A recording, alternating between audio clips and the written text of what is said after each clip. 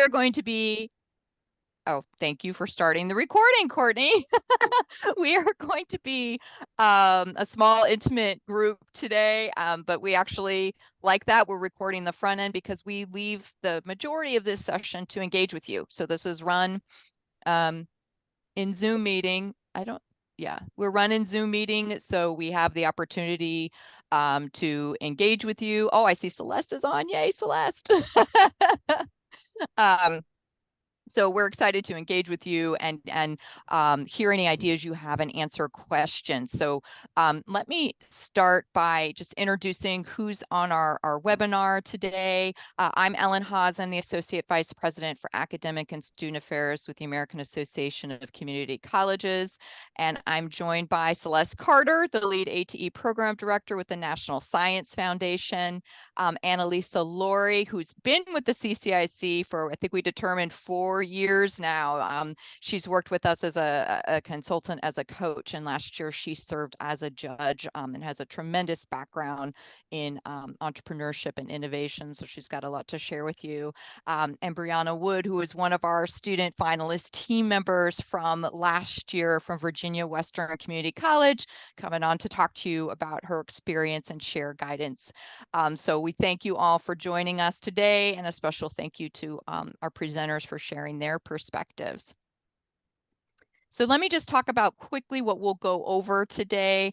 So again, I'll give you a little bit of background and overview. We'll talk about the Innovation Bootcamp, what you win, how to apply, how we select the finalist teams. We'll go over the timeline, give you some examples of past innovations, and then I'll turn to our presenters to share their perspectives on, why innovate? Why is NSF supporting this? Why is this important? Why apply? And what makes for a winning idea? And then again, the majority of this session is dedicated to you. We're going to be a small group again. You can come on camera. You can post questions into chat if you're more comfortable doing so. But we'd love to address any questions you have, or if you have an idea for an application to submit to this competition, run it by us. We're happy to share any guidance or feedback with you.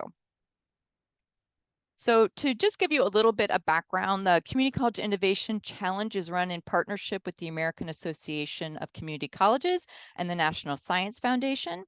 And this is a competition where teams of 2 to 4 community college students working with a faculty or an administrative team mentor come up with a real world problem that the students identify, and then they use a STEM-based solution to address that problem. So the teams apply for the competition, and we select up to 12 finalist teams to attend an innovation boot camp, which takes place June 10 through 13 in Washington, D.C. And that boot camp provides professional development, mentoring, and coaching designed to build strategic communication and entrepreneurial skills. So it's not a science or STEM camp. It is actually a business and communications innovation boot camp where students participate in sessions such as commercializing ideas, design thinking, understanding value proposition, refining a pitch, and communicating with stakeholders. So we really like to think of this competition as enabling students to discover and demonstrate their capacity to use STEM to make a difference in the world and to translate that knowledge into action. So at the boot camp itself, teams have the opportunity to interact with entrepreneurs, experts, and industry professionals, as well as with the other community college innovators. You're on a team, but at the end, everyone is cheering for one another. It's a very collegial environment. And the boot camp culminates in 2 capstone events. We have a poster session and reception held on Capitol Hill, where the students engage with elected representatives, legislative professionals, and other STEM leaders and stakeholders. And then we have a final pitch competition, if you think along the lines of Shark Tank, that we hold at the boot camp in front of a panel of judges where the teams pitch. And it's these 2 events that determine the first, second, and third place winning teams. So again, it is a competition, but we really like to think of it as a friendly and a constructive environment to allow students the opportunity to hone innovation and gain entrepreneurial skills. But though it is a competition, so what do you all win? So besides bragging rights of a national recognition and a plaque to each finalist team for their leadership in STEM innovation, each member receives a certificate from NSF and AACC. We provide full travel support for all finalist team members to attend the Innovation Boot Camp in Washington, D.C. We also provide a small $500 cash honoraria that you receive after the boot camp, but we realize you're taking some time out of your lives to come, and we try to give you a little bit of money to compensate for that time that you're taking to spend a professional development week with us. And then additional cash awards. So for the first, second, and third place winning teams, each individual team member wins either $3,000, $2,000, or $1,000. And all of these money is unrestricted. You can use it however you would like to use it. So that's just some added incentive for participating in this event. One of the tremendous values, and I'm sure we'll talk a little bit about the impact of the event, is the stakeholder engagement. Again, engaging with the instructors, engaging with entrepreneurs, with industry, and with the stakeholders that come to interface with the teams as part of the student poster session. And certainly going to Capitol Hill is always a highlight of the event. So how does the competition work? How do you apply? So again, it's teams of 2 to 4 students with a faculty or an administrator mentor apply to the CCIC. We do encourage diverse and interdisciplinary teams. Not everyone on your team has to have a STEM background. Some of our most effective teams have had a team member from the humanities or for business. But it is the students that identify the real world problem and the STEM-based solution that they've selected to address that problem. So as part of the application process, teams submit a written entry and a 90-second video. So you'll need to address the problem and its background and the context, the solution, and the science and technology that informs that solution, and then its impact and benefits on society. So does it impact the economy, national security, the environment, quality of life? And then a video that tells a compelling story and how the team's solution is innovative and unique in addressing the problem. That's not to say that your solution has to be something nobody's ever heard of before. That's not the case. The majority of these solutions are existing technologies or products, but yours is different. And it's talking about how yours is different and unique in addressing these solutions. So along those lines, I wanted to share that the URL for the competition is on the slide. On the resource tab of that page, there's a link to all of the finalist team videos from the last couple of years. So you can go through and see the kinds of innovations that have come. You can look through all those videos to see how those videos were put together. They don't have to be super slick edited. You'll see different production values. It's really about the story that's being told. You also don't have to have implemented a prototype or implemented your innovation. This is an ideation competition, so you're sharing ideas for how your innovation would be implemented in a real world scenario. If you have a working prototype, wonderful, but that's not a requirement of this competition.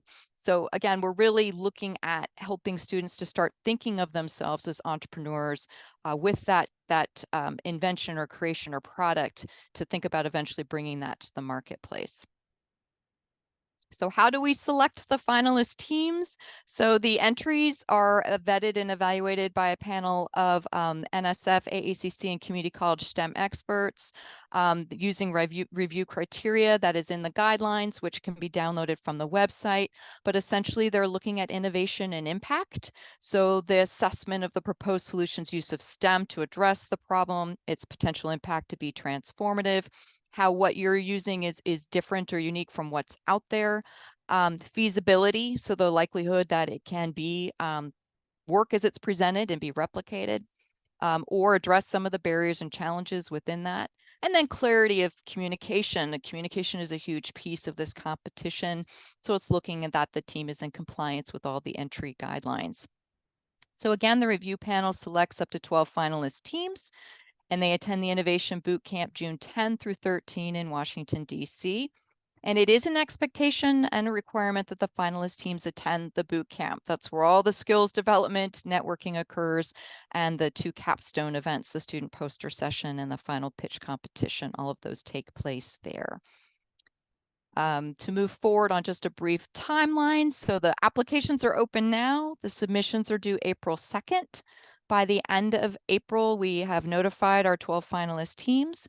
We hold an orientation to go over everything on the boot camp, what to do to prepare, how to get there, all that good stuff on May 3rd. On May 10, we have a customer discovery webinar. You are tasked with some assignments and some interviews as you prepare to come to the boot camp, so you're ready to hit the ground running in June. Again, the boot camp is June 10 through 13. And at the end of the boot camp, we announce the 3 winning teams.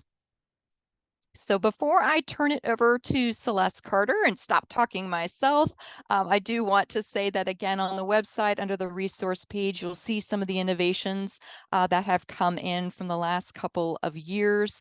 Just some additional examples. We've had everything from smart solar powered recycling bins to drones to clean up oil spills to many IP apps to assist with everything from time management to disaster response to healthcare needs, virtual reality applications to serve children with autism, producing electricity from wastewater, and then aquaponics to address world hunger. So we've run the gamut of solutions addressing problems from local to global concern.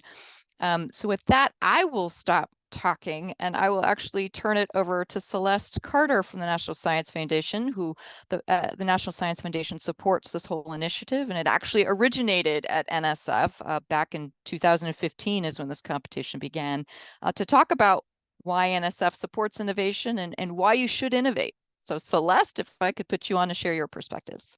All right. Thank you very much, Ellen, and welcome to everybody who's on the webinar. And I'd first of all like to say that this competition is one of the events that people across NSF are so interested in because it's so critical and so important to support all of you with the ideas that you come up with. And knowing that, sometimes your ideas work out, sometimes they don't. That's the way business works as well. But I know that last year we had the National Science Foundation is led by the National Science Board. We had a member of the National Science Board who stayed for the full poster session, along with the person who runs the directorate that I am in, the STEM Education Directorate. Dr. James Moore also stayed for the entire session. I think he talked to every single team. I was there, other program officers. So it's one of those things where it really is seen as a very important competition by the National Science Foundation and really across the federal government. The Community College Innovation Challenge is listed as one of those national competitions for the federal government. And all of you who want to participate, who have ideas, that's why we're doing it. We're doing it because it's such a critical need to offer everybody the opportunity to grow their ideas. And we've all got them, whether it's something that's very, very regional, as Ellen said, it could be, I don't know, maybe it could be something like a particular site in your region that you think needs to be cleaned up, or you need more water management, or you need to think about climate change and what's going on in your particular community. All kinds of ideas are important. And we don't move forward as a society unless we're developing ideas and trying them out. So this whole idea of an innovation mindset per se is really, really important. And I know it's oftentimes you'll think, well, I'm doing all right in classes and I want to get a degree in, pick your area. But I don't know if I'm the type of person that would ever start a company. Let me tell you that there are team members who have gone through the Community College Innovation Challenge and have literally changed their entire trajectory. They never thought they would do something like that, but they've said, we're going to start a business. Literally, a team has gone out, more than one team has gone out and started businesses. So again, maybe successful, maybe not, but what a tremendous learning experience. And you take all of that knowledge that you gain forward with you wherever you end up, whether it's doing something in business, whether it's doing something in another industry area. It's really critically important. So let me stop there because I know we want to get through everybody and hear your ideas. So let me turn it back over to Ellen. Thank you, Celeste.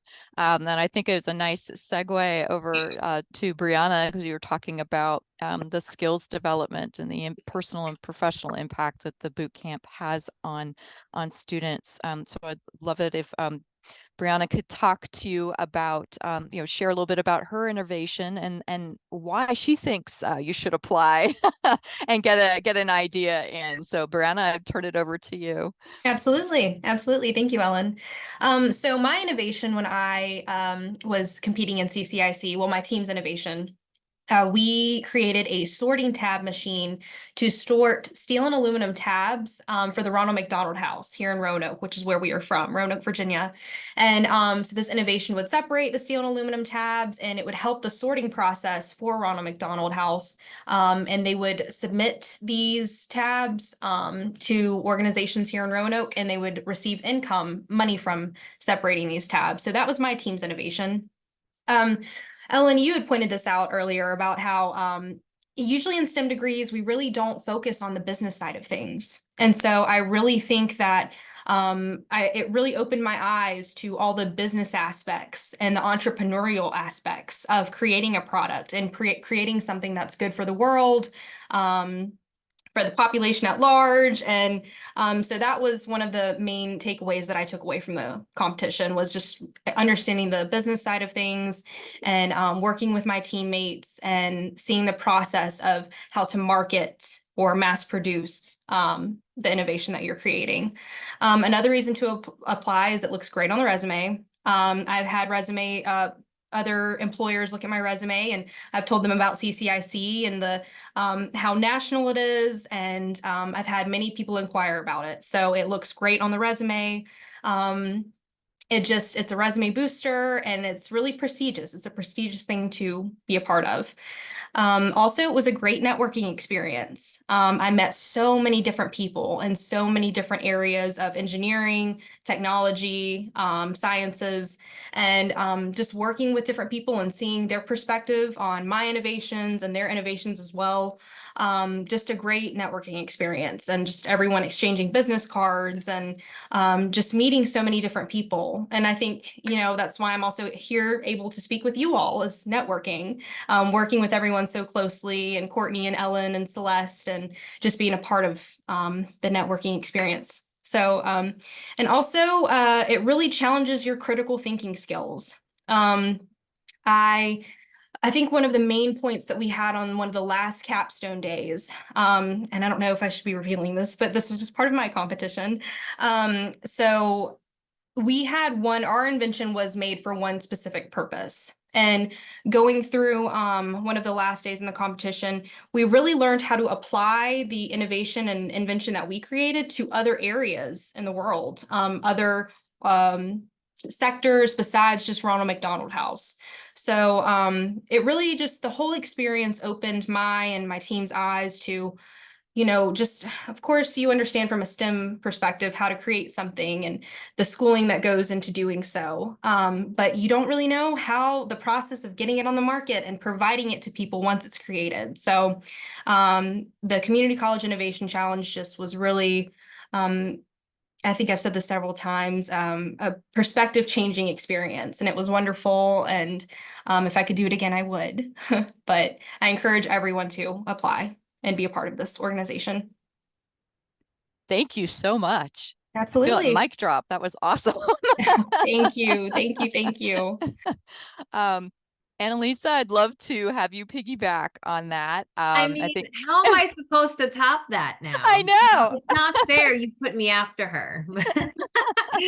Anyway, all joking aside, thank you, Brianna. I don't think I could have said it better than her. In my opinion, even as a judge, everyone wins. And I hate to be cheesy like that, but really, just the experience alone is, mind-blowing and earth-changing, life-changing and whatnot. So I will say, okay, a few points. If you want my insider scoop from a judge's perspective, having been a part of this for a few years, I would say thinking about that problem solution is really critical.